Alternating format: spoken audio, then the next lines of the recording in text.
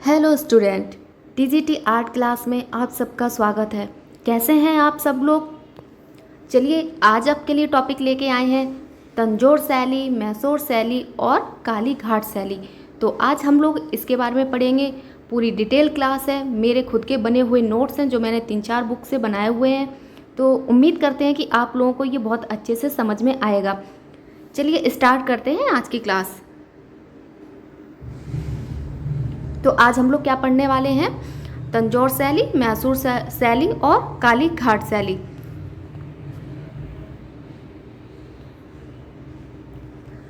तंजौर शैली पहले हम लोग पढ़ते हैं। तंजौर शैली को चोल राजाओं ने संरक्षित किया था। तो किसने किया था? चोल राजाओं ने संरक्षित किया था। विकास की बात करते हैं तो 17वीं से 18वीं शताब्दी में मराठा शासकों के संरक्षण में हुआ था। तो तंजौर शैली का विकास जो हुआ था 17वीं से 18वीं शताब्दी में मराठा शासकों के संरक्षण में हुआ था। चलिए आगे देखते हैं।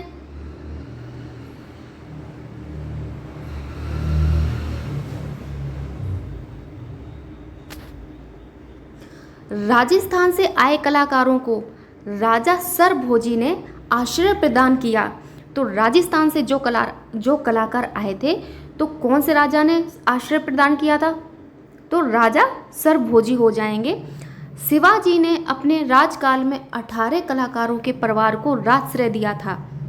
तो शिवाजी ने, आप लोगों को याद रखना है, शिवाजी ने राजकाल में 18 कलाकारों के परिवारों का राजश्रय दिया था, जो हाथी दांत तथा काष्ठ फलक पर चित्रण करते थे। तो आप लोगों को ये याद रखना है कि राजस्थान से जो कलाकार आए थे, तो उनको किस राजा ने आश्रय प्रदान किया था? तो राजा सरभोजी हो जाएंगे। तथा शिवाजी ने अपने राजकाल में 18 कलाकारों के परिवार को राजश्रय दिया था। ये आपको याद रखना है। और ये भी याद रखना है कि ये कैसे चित्रण करते थे? तो हाथी दांत तथा काष्ठ फलक पर चित्रण करते थे। ठीक है। तंजौर शैली में चित्रों की सजावट के लिए कांच के टुकड़ों का प्रयोग किया जाता था। एक मिनट, इसको थोड़ा छोटा कर लेते हैं। अब ठीक है। तंजौर शैली में चित्रों की सजावट के लिए कांच के टुकड़ों का प्रयोग किया जाता था। चलिए आगे देखते हैं। तंजौर ग्लास पेंटिंग का प्रमुख केंद्र रहा है। तो आप लोगों को याद रखना है कि तंजौर शैली किस नाम से के लिए प्रसिद्ध है, वहाँ मतलब क्या प्रसिद्धकार था? तो तंजौर ग्लास पेंटिंग के लिए प्रमुख केंद्र रहा है। तंजौर शैली में आकृतियों में रेखा सुनहरे व गहरे रंग से बनी है। तो उसकी जो आकृतियाँ की रेखा सुनहरे तथा गहरे रंग से बनाई गई हैं। जल रंग से चित्र बनते थे। वहाँ पे क्या, तंजौर शैली में जल रंग से चित्र बनते थे। व्यक्ति चित्र जो थे वो तेल रंग में बनाया जाता था। चलिए आगे देखते हैं।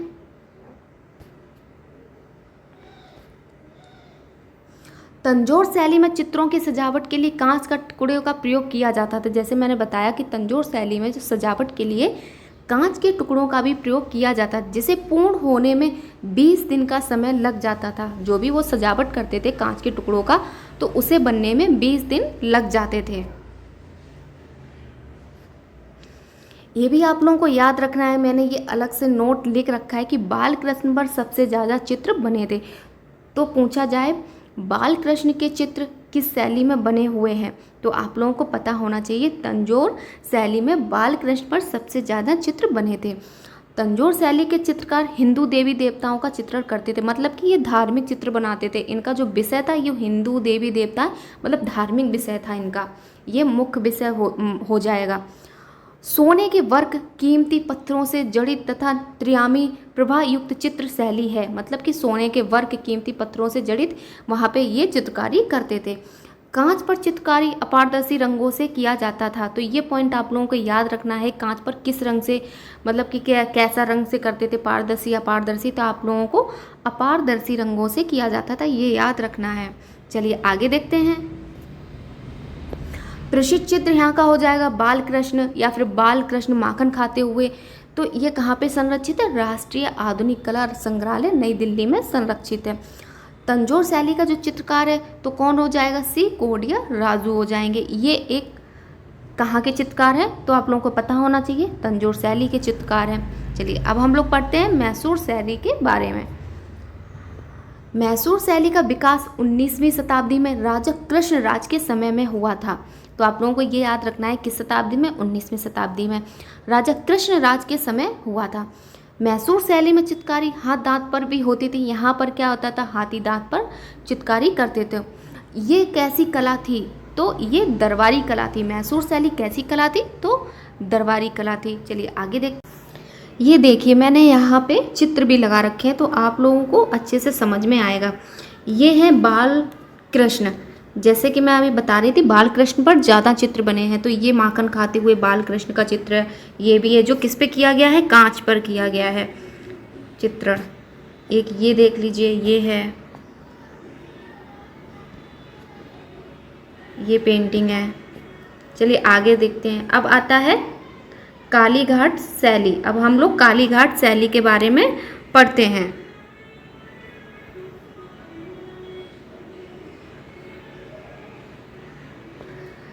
इसका जो समय है वो कितना हो जाएगा, 1800 लेकर 1930 तक हो जाएगा।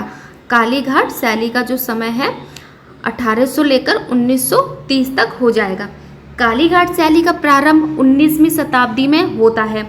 कालीघाट शैली का आरंभ कलकत्ता में स्थित प्रसिद्ध काली माता के मंदिर से माना जाता है। 1971 ईस्वी में लंदन से एक बृहद ग्रंथ कालीघाट पेंटिंग प्रकाशित किया। तो किसने किया था, डब्ल्यू.जी. आचार्य ने किया था। चलिए ठीक है आगे देखते हैं। कालीघाट चित्रकार को पटुआ कलाकार भी कहते हैं। तो क्या कहते हैं, पटुआ कलाकार के भी नाम से जानते हैं। डब्ल्यू.जी. आचार्य ने कालीघाट को बाजार पेंटिंग्स कहा। तो आप लोगों को पता होना चाहिए कि बाजार पेंटिंग्स किसने कहा, तो डब्ल्यू.जी. आचार्य ने कहा। चलिए आगे देखते हैं। कालीघाट शैली में चित्र प्राय टाट कपड़ा, कागज अथवा कपड़े पर चिपके कागज तथा कैनवास पर बनाए जाते थे। यहाँ चित्र धार्मिक बने हैं, जैसा कि मैंने बताया यहाँ पे चित्र कैसे हैं, धार्मिक हैं। कालीघाट शैली में चित्रों के सेट किए जाते थे जिन्हें फिरका चित्र कहते हैं। तो इसका एक सेट तैयार करते थे, मोटे कागज मतलब चिपका कर उस पर चित्रकारी करते थे, तो उसको फिरका बोलते हैं। चलिए आगे देखते हैं। यहाँ खनिज रंगों से टेम्परा विधि में गहरे भड़कीले रंगों से चित्रण कर सशक्त तूलिका से द्वारा बाह्य सीमा रेखांकन कर दिया जाता था। यहाँ खनिज रंगों से टेम्परा विधि गहरे भड़कीले रंगों से चित्रण कर सशक्त तूलिका द्वारा बाह्य सीमा रेखांकन कर दिया जाता था। चलिए आगे देखते हैं। सन 1947 में रुडयार्ड किपलिंग ने कालीघाट के कुछ चित्रों को Victoria and Albert museum London को भेंट किया। तो किसने किया था, रुडयार्ड किपलिंग ने किया था। कालीघाट के कुछ चित्रों को Victoria and Albert museum London को भेंट किया था। किस सन में किया था, तो 1947 में हो जाएगा। ठीक है चलिए आगे देखते हैं। इसके चित्रकार देख लेते हैं। कालीघाट के चित्रकार कौन हो जाएंगे, केसी घोष, एनसी घोष, नीलमणि दास, गोपाल दास तथा बैरागी। ये चित्रकार आप लोगों को याद रखने हैं, ये हो जाएंगे कालीघाट शैली के। चलिए आगे देखते हैं। पटुआ कला बोकरा ग्राम में विकसित कला थी। बांकुरा क्षेत्र पट चित्रों के लिए प्रसिद्ध है। चित्र देखते हैं। संगीत का अभ्यास करते हुए महिला, प्रसिद्ध चित्र है रावण और हनुमान जो 1880 ईस्वी का है। यशोदा विद चाइल्ड कृष्ण, कालीचरण घोष, ये कालीचरण घोष का है। तो ये भी चित्र आप लोगों को याद रखने हैं कि ये इसके प्रसिद्ध चित्र है, ज़्यादा चित्र नहीं है। आइए आगे देखते हैं। मछली खाती बिल्ली, तोता, राधा कृष्ण की युगल मूर्ति, सती का शिव ले जाते शिव, श्री कृष्ण की गोद में लेकर दूध दूती यशोदा। तो ये सब कालीघाट शैली के चित्र हैं। चलिए आगे देखते हैं, नोट में देखते हैं।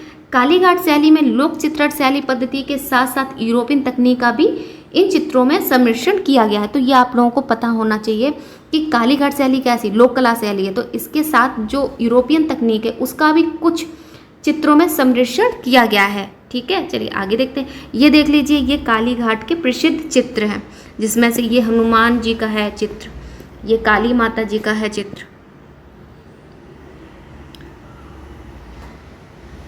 ये यशोदा विद चाइल्ड वाला कृष्ण वाला है, ये कृष्णा वाला है। संगीत का अभ्यास करते महिला, ये बहुत इम्पोर्टेंट क्वेश्चन है, तो आप लोगों को ये याद करना है।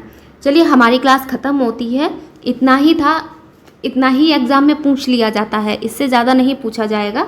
मैंने जहाँ तक के सारे की पॉइंट्स ले लिए थे जो भी ज़रूरी वाले थे, तो इससे ज़्यादा नहीं पूछा जाएगा। जितना मैंने बताया है इन्हीं में से ही आ जाएगा। चलिए इसके कुछ क्वेश्चन कर लेते हैं, ये देखते हैं कि इसमें कैसे क्वेश्चन बनते हैं। जितना भी मैंने पढ़ाया है अभी तक इसमें, तो आप लोगों को एक बार समझ में आ जाएगा कि इसके क्वेश्चन कैसे बनते हैं और एग्ज़ाम में किस तरीके के क्वेश्चन मिल सकते हैं। तो चलिए स्टार्ट करते हैं। हमारा पहला क्वेश्चन है, कालीघाट या बाजार शैली का प्रचलन कहाँ से हुआ? तो मथुरा के बांके बिहारी मंदिर से हुआ, या कलकत्ता के काली मंदिर से, कोणार्क के सूर्य मंदिर से, या इनमें से कोई नहीं। तो अभी मैंने बताया था कि कालीघाट जो प्रचलन है वो कलकत्ता के काली मंदिर से हुआ, यानी कि ऑप्शन बी हो जाएगा राइट आंसर। चलिए सेकंड क्वेश्चन देखते हैं, कालीघाट के चित्रकार क्या कहलाते हैं? कालीघाट के चित्रकार क्या कहलाते हैं? तो ये पटुआ चित्रकार कहलाते हैं, ऑप्शन डी हो जाएगा। चलिए आगे देखते हैं। थर्ड क्वेश्चन, कालीघाट शैली का चित्रण काल कब से कब तक रहा है? तो इसका समय बताना है कब से कब तक रहा है। तो इसका ऑप्शन हो जाएगा सी ऑप्शन, 1800 से लेकर 1930 तक रहा है। चलिए आगे देखते हैं।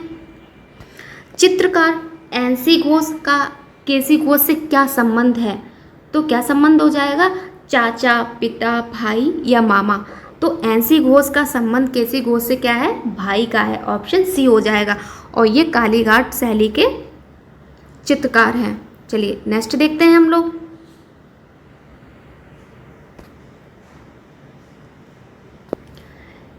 नीलमणि दास, बलराम दास एवं बैरागी किस शैली से संबंधित चित्रकार हैं?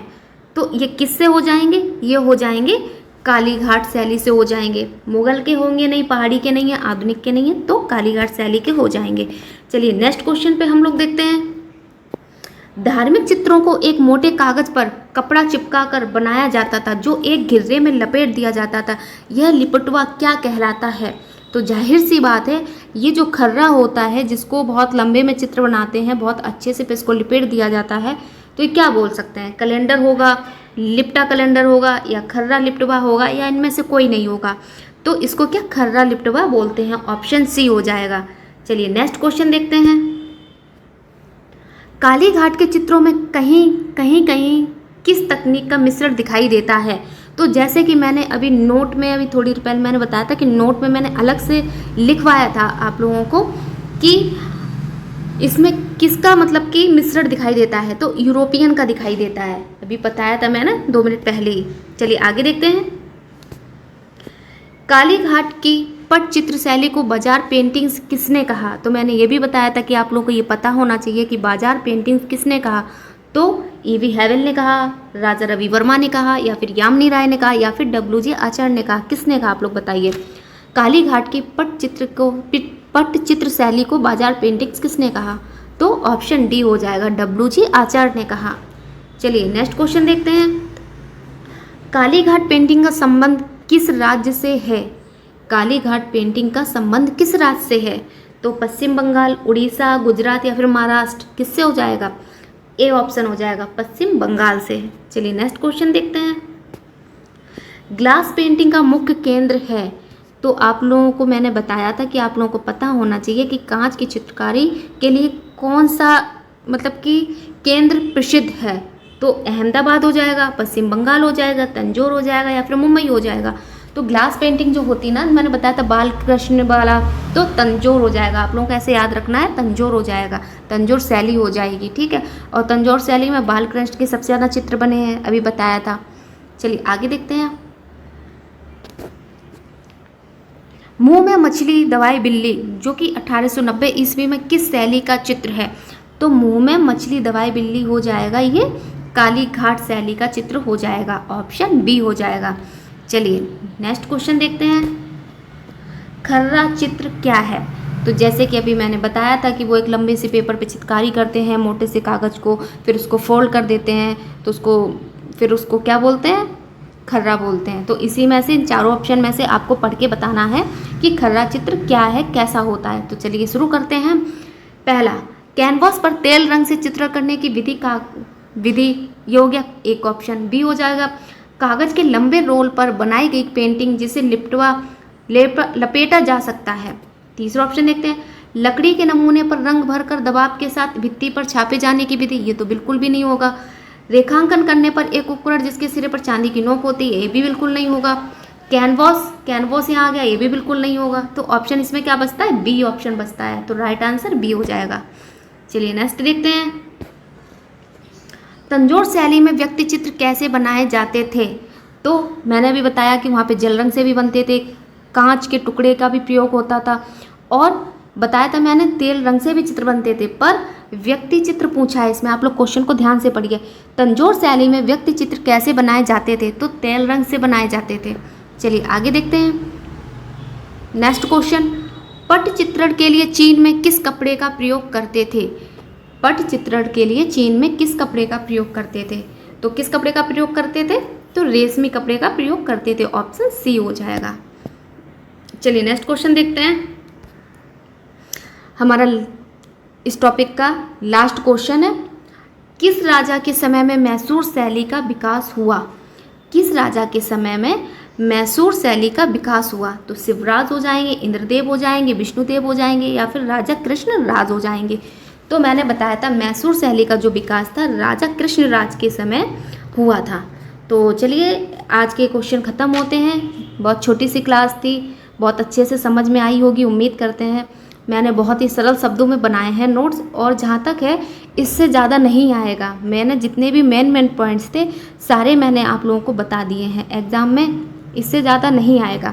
तो चलिए मिलते हैं नेक्स्ट वीडियो में, नेक्स्ट क्लास में, नेक्स्ट टॉपिक के साथ में। इस बार देखते हैं आप लोगों के लिए क्या टॉपिक लेके आते हैं। जो भी लेके आएंगे बहुत अच्छा लेके आएंगे, डिटेल में लेके आएंगे, ऐसे ही नोट्स बना के लेके आएंगे जो आपको एक करके क्लियर हो जाएगा कि कौन से चित्रकार हैं, कौन से चित्रकार का कौन सा चित्र है, और कौन से मतलब कि किस केंद्र के कौन से राजा हैं, किसने स्थापना की है, कौन सी सन है। तो ये सब हम आपको समझा देंगे बहुत अच्छे से, तो आप लोगों को बहुत अच्छे से क्लास समझ में आ जाएगी। तो जिसको भी क्लास अच्छी लगी हो तो लाइक कर दीजिए, शेयर कर दीजिए, कमेंट कर दीजिए, और चैनल को सब्सक्राइब कर लीजिए जिसने भी नहीं किया है। तो आगे के वीडियो आप लोगों को मिलते रहेंगे। तो चलिए मिलते हैं, ऐसे आप लोग पढ़िए और एग्ज़ाम में पास होते रहिए। मिलते हैं नेक्स्ट वीडियो में, नेक्स्ट क्लास में, नेक्स्ट टॉपिक के साथ। Thank you so much.